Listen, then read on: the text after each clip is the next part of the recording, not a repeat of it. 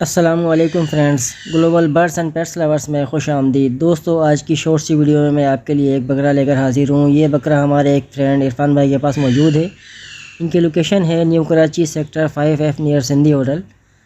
दोस्तों, ये टेडी नस्ल का वाइट बकरा है, खूबसूरत कलर के अंदर है, खूबसूरत नस्ल का बकरा है। अगर आप लोग पालने के लिए लेना चाहते हैं तो इनसे रब्ता कर सकते हैं। 12,000 रुपये ये इस बकरे की डिमांड कर रहे हैं, लेकिन हमारे चैनल के तवस्सुस से और वीडियो के रेफरेंस से आप इनसे बात करेंगे तो इंशाल्लाह आपको इसके अंदर स्पेशल डिस्काउंट दे दिया जाएगा। लोकेशन में ऑलरेडी मैं आपको बता चुका हूँ, स्क्रीन पर इनका नंबर मौजूद है। आप डायरेक्टली इनसे कॉल पर रब्ता कर सकते हैं, व्हाट्सएप पर रब्ता कर सकते हैं। बकरे की क्वालिटी आपके सामने है, बहुत खूबसूरत बकरा है, वाइट कलर में है, घर में रखने के लिए बेहतरीन है। दोस्तों, मैं उम्मीद करता हूँ आज की शॉर्ट सी वीडियो आपको बहुत ज़्यादा पसंद आई होगी। मिलते हैं फिर इंशाल्लाह नेक्स्ट वीडियो में।